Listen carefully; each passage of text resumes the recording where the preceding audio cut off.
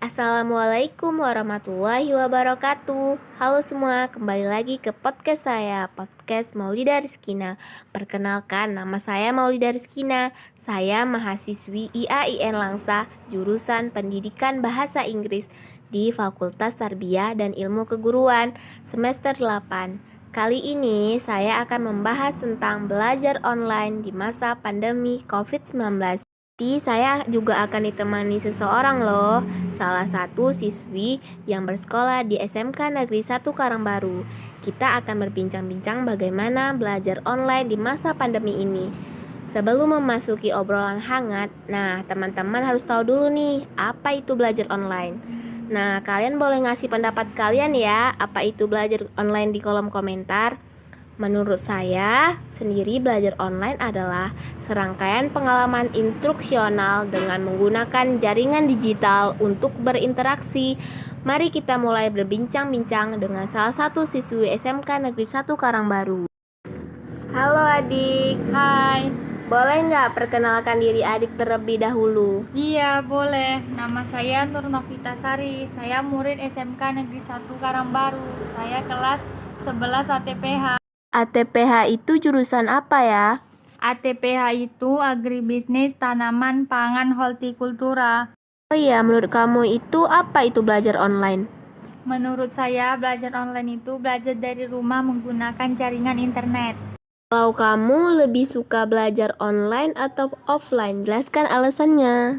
Menurut saya lebih suka offline karena lebih bersemangat dan mudah memahami karena guru menjelaskan secara langsung dan bisa bertemu dengan teman.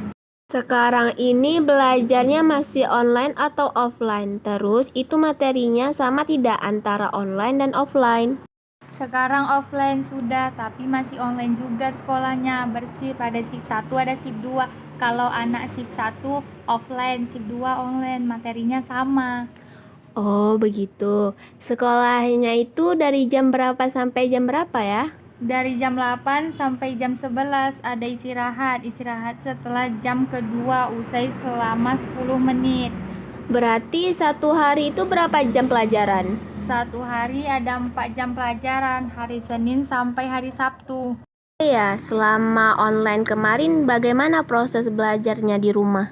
Selama belajar online kemarin, kami belajar melalui Zoom. Ada juga guru mengasih materi menggunakan Classroom dan WhatsApp. Oh ya, selama belajar online kemarin kamu sebagai siswa, keluhannya atau kendalanya apa yang kamu rasakan? Kurang memahami materi pelajaran, terkendala juga dengan sinyal dan kuota internet. Oh begitu. Jadi dari belajar online selama pandemi, ada nggak sisi positif yang kamu dapat? Ada, dengan belajar online ini saya telah bisa mengurangi penyebaran virus corona ini. Apakah dengan adanya belajar di rumah ini telah membantu proses belajar Anda?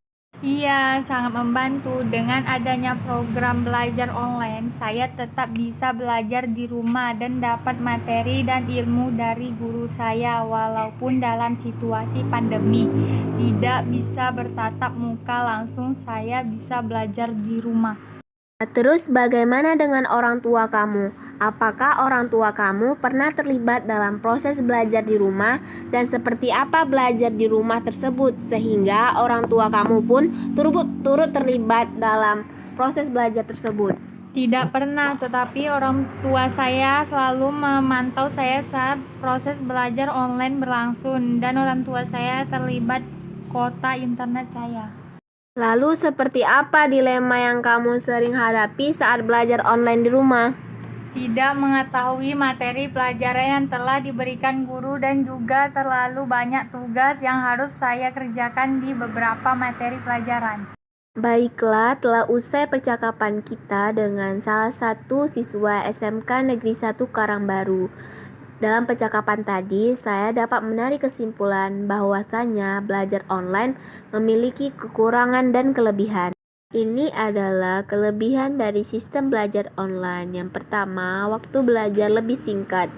Dengan mudahnya mengakses materi pembelajaran atau mengikuti video tatap muka, maka para pelajar memiliki waktu yang lebih cepat untuk belajar. Yang kedua, pendidikan Indonesia lebih maju. Dengan adanya sistem belajar seperti ini, setidaknya pendidikan Indonesia lebih maju walaupun sedikit. Salah satu kemajuannya yaitu pendidikan Indonesia sudah bisa memanfaatkan teknologi. Yang terakhir, siswa bisa mengembangkan diri. Belajar online yang tidak memakan banyak waktu dapat membuat pelajar bisa mengembangkan diri pada hal lain seperti membaca, menulis, ataupun menggambar. Selanjutnya, kekurangan dari sistem belajar online. Yang pertama, tugas-tugas menumpuk. Meski belajar di rumah, para pelajar tidak bisa hidup tenang karena harus menghadapi tugas-tugas yang diberikan oleh pengajar. Yang kedua, menghabiskan banyak data internet. Para siswa yang biasanya membeli paket internet sebulan sekali, kini bisa membeli paket internet 2-3 kali dalam sebulan. Yang terakhir, tidak fokus.